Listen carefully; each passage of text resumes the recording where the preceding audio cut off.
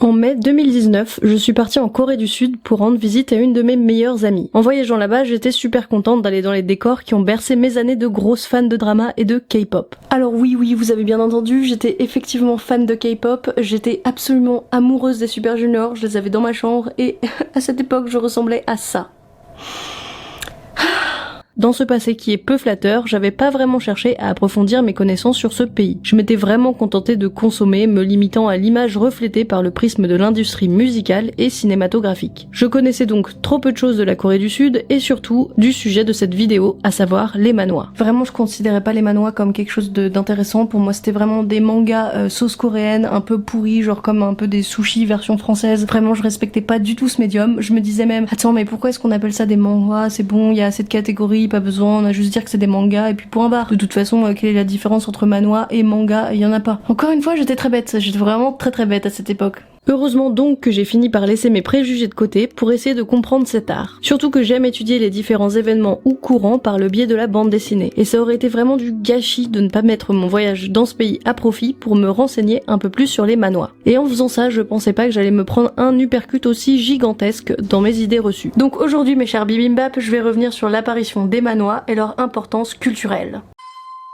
L'histoire des manhwas et leur développement est entièrement liée à l'histoire coréenne. Mais c'est aussi extrêmement lié à l'histoire japonaise. Enfin bon, je vais vous résumer ça, donc prenez place, c'est parti, on va commencer les explications. Comme dans beaucoup de pays, les premières formes de bande dessinée se trouvaient dans les journaux et étaient humoristiques, satiriques et idéologiques. Il faut savoir qu'à l'époque de l'apparition des journaux en Corée, le pays était encore uni, mais le gouvernement ne s'empêchait pas de censurer les publications qu'il jugeait aller trop loin dans la critique. Les premières formes reconnues de manhwa ont commencé à être recensées dans les années 1908 et 1909. C'est aussi à cette période que la Corée passe sous le contrôle nippon et devient un protectorat. Les Coréens gardent leur nationalité et leurs institutions, mais ce sont les Japonais qui imposent leurs règles et leurs lois. Et du coup, vous en doutez, les Japonais appliquaient une censure sur les journaux coréens pour essayer de contrôler un maximum la population et donc les informations qui circulaient dans le pays. Sauf que les Coréens, ils ont pas trop apprécié ça et ils ont essayé de résister face à cette invasion japonaise. Quelques mois plus tard, il y a même le représentant du Japon qui est assassiné par un résistant coréen. Le Japon saisit donc cette occasion pour annexer la Corée, ce qui veut dire que le pays devient officiellement une province japonaise et fait donc partie de l'empire japonais. Le Japon va alors faire beaucoup de changements dans le pays, le modernisant, notamment en construisant des routes et améliorant l'agriculture, mais ces changements sont faits dans le but de préparer les prochains combats qu'ils veulent mener. Les Japonais forcent aussi de très nombreux Coréens et Coréennes à partir travailler directement sur le sol japonais pour venir travailler dans différentes usines, comme par exemple dans la région de Nagasaki. Certaines femmes, quant à elles, seront réquisitionnées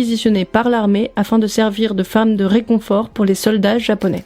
Alors vous pouvez vous en douter que dans cette période, les Coréens avaient autre chose à faire que de dessiner des manhwas. Mais attention quand même, on pouvait trouver des formes de bande dessinée, mais c'était surtout de la propagande par les Japonais pour essayer de leur inculquer quelques idées, comme par exemple le fait que c'était une très bonne idée d'envoyer la moitié des récoltes coréennes dans le pays, enfin le territoire japonais, pour nourrir la population japonaise. Ce genre de choses. Donc voilà, c'est ce qu'on appelle, comme je viens de le dire, de la propagande. Sauf qu'en 1937, une grande mesure du gouvernement japonais va venir chambouler encore plus la vie des Coréens, et par la même occasion la publication des journaux. En effet, le Japon a pour intention de réellement faire du pays voisin une province japonaise à part entière. Pour cela, des mesures d'assimilation sont prises. Les noms coréens sont remplacés par des noms japonais. Il devient alors aussi interdit d'enseigner le coréen, de posséder et de propager des revues et des journaux en langue coréenne. Et donc bien évidemment, vous vous en doutez, dans ce pays, la liberté d'expression avait quand même connu des jours meilleurs et tout ce qu'on pouvait trouver sur le sol coréen qui correspond à du manhwa, c'était de la propagande japonaise en langue japonaise du coup. Durant toute la durée de la guerre, la Corée fera partie de l'empire japonais, jusqu'à la date fatidique du 15 août 1945, lorsque le Japon capitule. Le territoire du pays est alors séparé en deux par le 38e parallèle. Une partie est contrôlée par l'Union soviétique et l'autre par les États-Unis. Malgré cette séparation, la vie reprend son cours. Les Coréens se voient restituer leur nationalité, leur nom, mais aussi la langue coréenne peut être à nouveau utilisée. Sauf que cette trêve en Corée est de courte période, puisque le 25 juin 1950 jusqu'au 27 juillet 1953, c'est la guerre de Corée. Et vous en connaissez l'issue, la Corée est alors séparée en deux pays distincts, la Corée du Nord et la Corée du Sud. Alors je vous ai épargné tous les détails pour la clarté de cette vidéo, mais sachez que cette séparation entre Nord et Sud, c'est aussi répercuté sur les manhwas, vu qu'on va avoir deux courants de la BD coréenne qui vont évoluer différemment. Et pour cette vidéo, eh bien je vais uniquement me concentrer, vous vous en doutez, sur les manhwas qui se trouvent en Corée du Sud. Et c'est à ce moment-là que les manhwas vont se développer rapidement. Beaucoup d'auteurs se remettent à dessiner des histoires majoritairement d'aventure pour permettre aux jeunes enfants de s'évader après ces périodes de guerre et de traumatisme. Mais le pays était extrêmement pauvre, et ainsi pour permettre au maximum de personnes l'accès à ces publications, un type d'établissement bien particulier va faire son apparition, les Manois Cafés. Ce sont des échoppes dans lesquelles, pour une somme modique, les clients avaient le droit de lire ce qu'ils voulaient pendant un temps illimité. Ce type d'établissement va connaître un franc succès et va se développer un peu partout en Corée. D'abord près des écoles, puis des universités, des usines, des marchés et des gares. D'ailleurs, ces Manois Cafés existent toujours bel et bien aujourd'hui. Dans la publication des Manois de cette époque, on sent quand même que l'occupation japonaise a beaucoup joué sur les codes graphiques qu'ils vont utiliser, sur aussi la pagination qu'ils utilisent. Enfin vraiment, on sent vraiment l'imprégnation du Japon. Et d'ailleurs au Japon,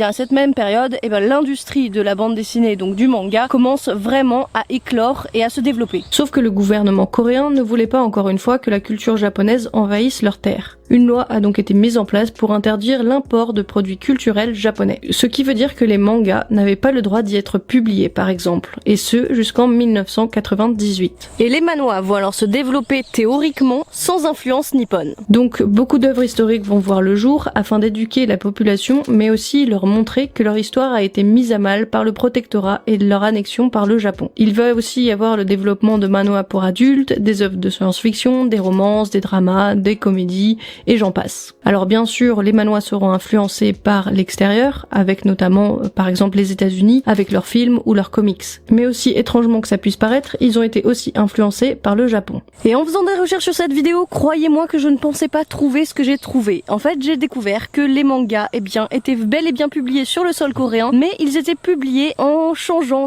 le nom des auteurs, ou carrément en faisant des copies piratées. Comme la loi interdisant l'import de produits culturels japonais n'a été supprimée officiellement qu'en 1998, il y a eu pléthore de copies. Une des plus connues est celle de Ranma 1/2, qui est devenue Ranma 1/3. Si on observe les graphismes, on se rend compte que les personnages ont été redessinés afin de gommer les traits culturels japonais. Il y a donc des kilos de mangas qui se sont retrouvés en copies piratées, avec des kimonos ou des yukata remplacés en hanbok, des uniformes japonais transformés en uniformes coréens, et bien sûr la nourriture typique remplacée par des plats coréens, pour gommer au maximum tous les traits qui pouvaient faire penser au Japon. Alors bien évidemment, vous vous en doutez, ces copies piratées n'étaient pas trouvables dans des librairies classiques et il fallait uniquement aller dans des manhwa cafés pour pouvoir les lire. Cela permettait en fait d'éviter les risques de faire saisir ces copies par le gouvernement. Gouvernement qui a finalement levé l'interdiction en 1998, libérant ainsi tout un nouveau domaine pour la publication de manhwa, à savoir les magazines de prépublication. Même si ce système existait déjà avant, ces magazines se sont surtout développés après 98, puisqu'ils pouvaient aller obtenir légalement des licences de publication de manga. Donc pendant 10 ans, il y a eu une explosion de magazines de prépublication, reprenant aussi tous les codes des publications japonaises, à savoir le noir et blanc, la présence de pubs, mais aussi les cibles éditoriales. Effet intéressant, quand j'ai mis la main sur un vieux magazine de prépublication coréen, j'ai réalisé une chose. Manga et manhwa étaient publiés conjointement dans ces magazines. Sauf que le coréen et le japonais se lisent dans deux sens différents. Donc forcément, cela pose un problème au niveau de la publication et du sens de lecture. Et vous savez comment est-ce qu'ils ont réglé ce problème? Eh bien, le magazine se lisait dans les deux sens en partant de la gauche pour les manhwas et de la droite pour les mangas. Dans cette période, on note aussi l'augmentation de l'apparition de dramas. Et si les japonais optent pour adapter leurs mangas à succès en animé, les coréens, eux, ont opté pour le support série télé, donc des dramas. Et c'est ainsi que de nombreuses histoires vont être portées à l'écran, et une des plus célèbres est notamment Gong, qui est donc un manhwa à la base. Sauf que si les coréens ont bel et bien copié le mode de publication japonais, eh bien ils ne se sont pas affranchis de leur travers. Parce qu'évidemment, même s'il y a une liberté de la presse, les auteurs et autrices devaient répondre au cahier des charges des maisons d'édition ou des magazines. Et comme en France par exemple, eh bien en Corée, les auteurs et autrices ont commencé à migrer sur internet. Et c'est donc dans les années 2000 que les blogs de manhwa vont commencer à émerger, remettant aussi au goût du jour l'utilisation de la couleur qui avait été un peu délaissée à cause des magazines de prépublication. Petit à petit, leur popularité va augmenter jusqu'à atteindre la reconnaissance qu'ils ont aujourd'hui. Un terme spécifique a d'ailleurs été inventé pour les désigner. Ce sont des webtoons. D'ailleurs, aujourd'hui, la publication de manhwa se fait quasiment exclusivement par le web. Les magazines papier ont complètement disparu du paysage coréen. Et ce qui est amusant, c'est que si on regarde les titres des années 2000, les pages sont adaptées à la lecture sur ordinateur. Mais peu à peu, avec la place grandissante des smartphones dans nos vies, les Coréens ont eu l'intelligence d'adapter leurs pages pour les faire en longueur afin de les adapter au scrolling.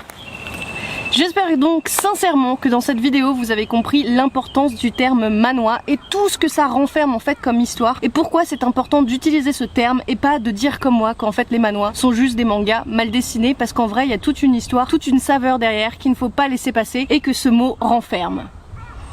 Merci d'avoir regardé cette vidéo, je vous fais des gros bisous, à la prochaine, c'était l'Appendicite Chronique.